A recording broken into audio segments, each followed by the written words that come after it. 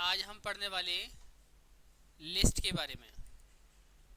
CSS में किस तरीके से लिस्ट को डेकोरेट किया जाता है और लिस्ट को बनाया जाता है एचटीएमएल की मदद से। हम दोनों को मिलाकर यहाँ पर एक एग्जाम्पल को लेके समझेंगे कि हम किस तरीके से लिस्ट को, जो हम एचटीएमएल में कभी बनाया करते थे, उसी लिस्ट को हम यहाँ पर किस तरीके से और डेकोरेट कर सकते हैं।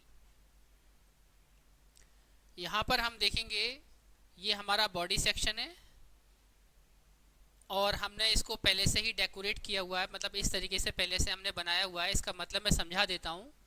यहाँ पर हमने H1 से हेडिंग बनाया हुआ है और अंडरलाइन किया हुआ है इसको, जिसके अंदर लिखा है CSS लिस्ट।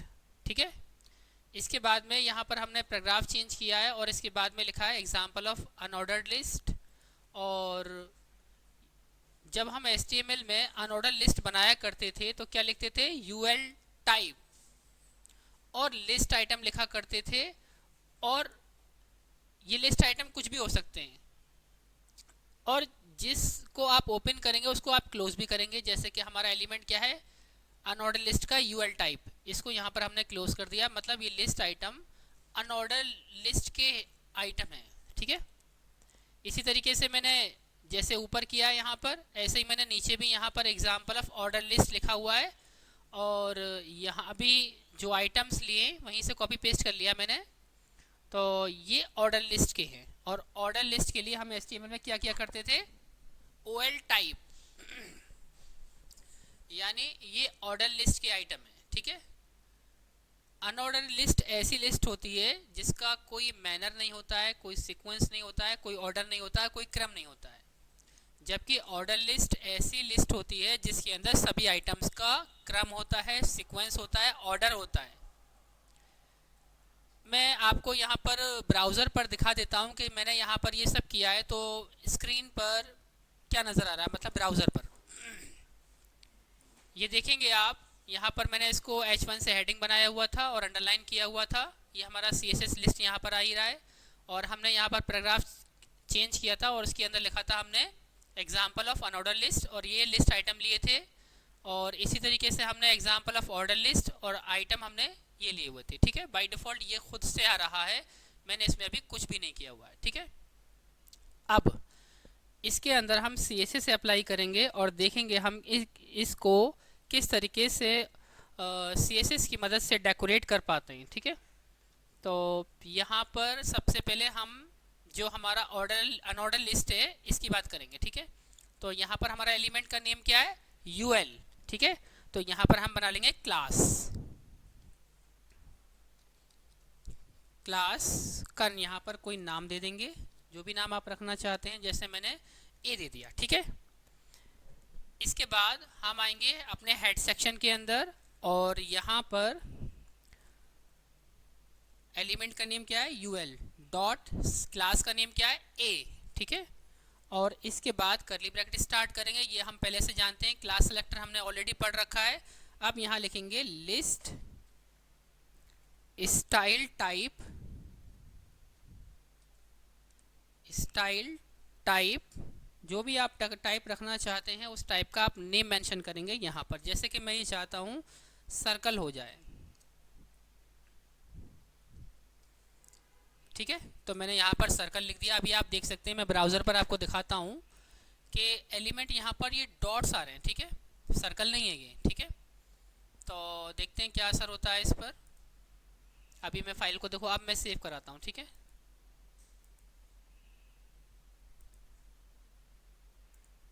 देखेंगे यहाँ पर सर्कल हो चुका है। मैं आपको जूम करके दिखाता हूँ। ठीक है। यहाँ आप देख सकते हैं कि यहाँ पर ये पहले डॉट्स आ रहे थे, अब यहाँ पर सर्कल आ रहा है। ठीक है। तो इस तरीके से आप कुछ और भी करना चाहें तो वो भी कर सकते हैं। जैसे कि मैं ये हमारे पास एक और एग्जांपल ले लेता हूँ मैं। जैसे कि मेरे पास यही है, तो मैं इसी को कॉपी कर लेता हूँ यहाँ से। ठीक है। और इसके नीचे यहाँ पर पेस्ट कर देता हूँ और जहाँ क्लास A है वहाँ कर देंगे B। ठीक है। एलिमेंट का नेम हम यही रहने देंगे और यहाँ पर इसको कॉपी करके और यहाँ पर कर देंगे पेस्ट। और क्लास का नेम हमने क्या दिया था, बी, तो यहाँ पर कर देंगे बी। ठीक है, सॉरी, बी। ठीक है, और जहाँ लिखा है सर्कल वहाँ कर देंगे इस बार स्क्वायर।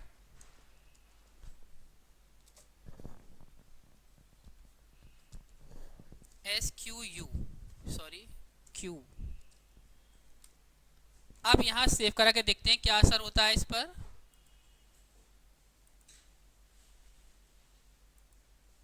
देखेंगे आप यहाँ पर स्क्वायर आ रहे हैं। ठीक है, पहले वाले केस में हमें सर्किल करना था डॉट से, तो वो बाय डिफ़ॉल्ट आ रहा था, जैसे कि बाय डिफ़ॉल्ट नीचे यहाँ पर 1 2 3 आ रहा है, इसी तरीके से वहाँ डॉट आ रहे थे। तो जो भी आप स्टाइल चाहते हैं अनऑर्डर लिस्ट के अंदर, वो आप यहाँ पर मेंशन कर देंगे तो उसी टाइप का स्टाइल नज़र आएगा। कहाँ पर, इस जगह पर। ठीक है, नेक्स्ट बात करते हैं यहाँ पर। आप ऑर्डर लिस्ट का एक एग्जांपल ले लेते हैं, हमने ऑर्डर लिस्ट के लिए भी दिया हुआ है यहाँ पर। देखिए अगला सेक्शन हमारा ऑर्डर लिस्ट का ही है। तो बाय डिफ़ॉल्ट यहाँ पर 1 2 3 आ रहा है। यहाँ चलते हैं, तो हमारी क्लास का नेम क्या है यहाँ पर ऑर्डर लिस्ट के अंदर, अभी हमने क्लास नहीं बनाई है, यहाँ पर हम क्लास बना लेते हैं। ठीक है, तो यहाँ लिखेंगे OL क्लास इक्वल टू, यहाँ पर दे देंगे C, और इसके बाद चलते हैं वहीं पर,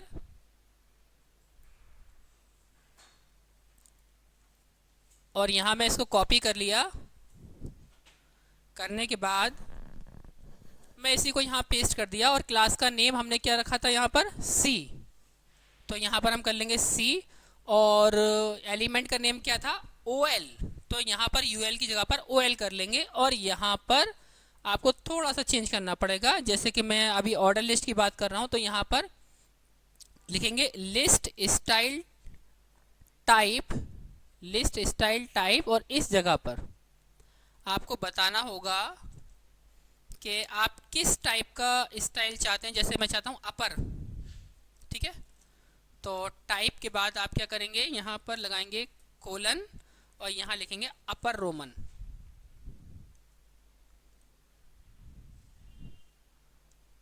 जैसे मैं रोमन करना चाहता हूँ तो, और यहाँ पर फिर इस ब्रैकेट को क्लोज कर देंगे। देखते हैं क्या असर होता है इस पर।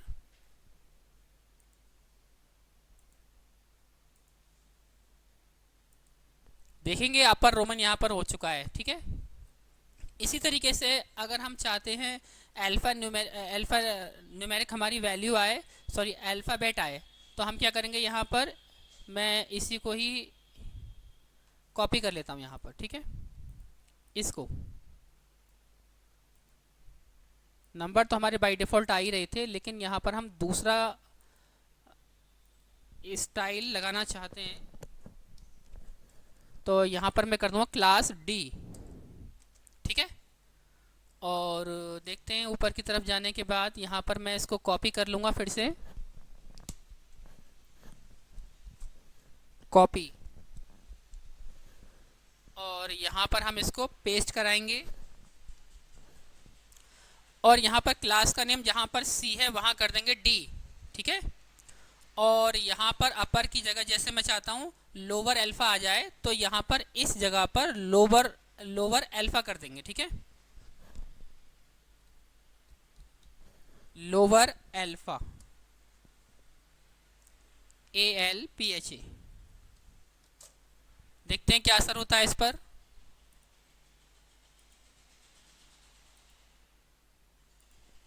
आप देख सकते हैं यहाँ पर लोअर अल्फ़ा कैरेक्टर्स यहाँ पर आ चुके हैं, और इस तरीके से हम कह सकते हैं मिक्स्ड लिस्ट बना सकते हैं, जिसमें आप अलग अलग टाइप के जो भी आप वैल्यूज़ रखना चाहते हैं, जिस हिसाब से आप रखना चाहते हैं, उन वैल्यूज़ को आप यहाँ मेंशन करेंगे, और साथ ही साथ ये भी बताएंगे कि आप किस टाइप का लिस्ट बना रहे हैं, ऑर्डर लिस्ट, अनऑर्डर लिस्ट, जो भी आप बना रहे हैं।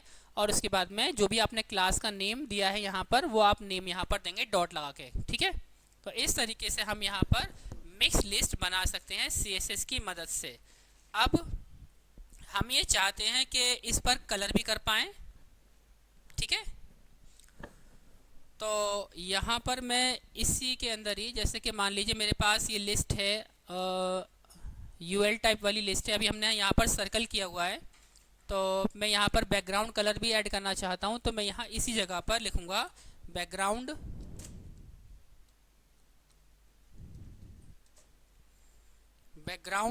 और कोलन, सपोज मैं यहाँ दे दिया पिंक और सेमीकोलन लगाते हैं, देखते हैं क्या असर होता है। यहाँ मैं सेव करा दिया हूँ कंट्रोल एस से, देखते हैं क्या असर होता है।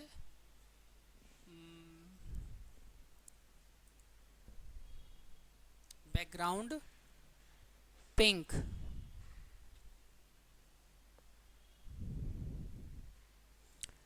अभी यहाँ से मैं इसको हटाता हूँ, ठीक है,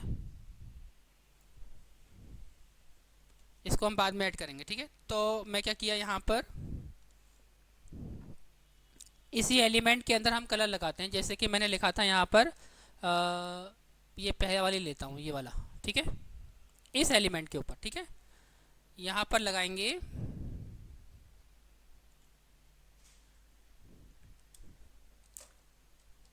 यहाँ लिखेंगे list li style equal to background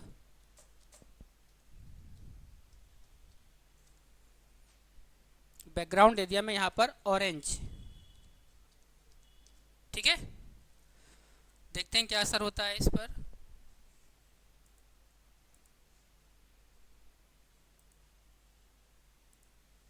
देखेंगे यहाँ पर बैकग्राउंड क्या हो चुका है, ऑरेंज हो चुका है, ठीक है। इसी तरीके से मैं इन एलिमेंट पर भी अलग अलग कलर लगा सकता हूँ, तो मैं इसको यहीं से कॉपी कर लेता हूँ और इस जगह पर बस कलर का नेम मैं यहाँ चेंज कर दूंगा, सपोज मैं इस बार कर दिया पिंक, ठीक है, और यहाँ पर कर दिया मैं ब्लू, ठीक है। देखते हैं क्या असर होता है इस पर।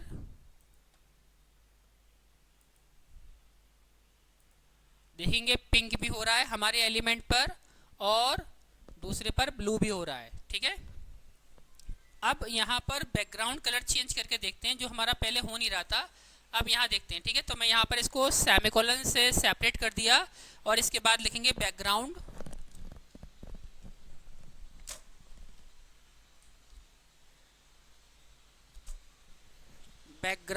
और यहाँ पर येलो कलर दे देता हूँ मैं, ठीक है, और सेमीकोलन। देखते हैं क्या असर होता है इस पर।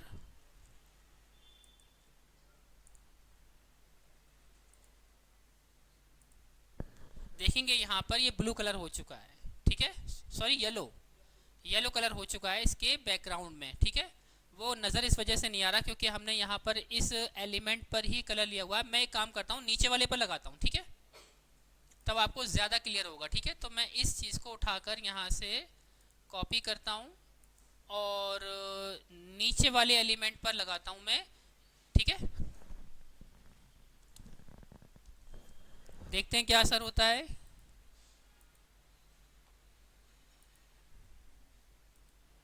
अब आपको बेहतर समझ में आ रहा होगा कि यहाँ पर जो कलर एलिमेंट की वजह से नहीं आ रहा, लेकिन यहाँ बैकग्राउंड का कलर हमारा पूरा पूरा नज़र आ रहा है, ठीक है।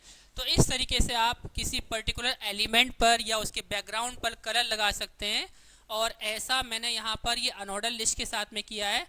आप चाहें तो इनमें से किसी पर भी अप्लाई कर सकते हैं, किसी भी लिस्ट पर, चाहे वो ऑर्डर हो चाहे वो अनऑर्डर। जैसे कि ये ऑर्डर लिस्ट है, आप इस पर भी अप्लाई कर सकते हैं, आप यहाँ नीचे भी कर सकते हैं, ठीक है। ऊपर तो हमने कर ही लिया है। आई होप ये बात समझ में आई होगी आपको कि किस तरीके से हम CSS की मदद से जो हम HTML में लिस्ट बनाया करते थे उससे और बेहतर यहाँ पर डेकोरेशन कर सकते हैं। वहाँ पर ऐसा डेकोरेशन का कोई काम नहीं कर पाते थे, ठीक है, जिससे हमारी लिस्ट और बेहतर नज़र आएगी, ठीक है।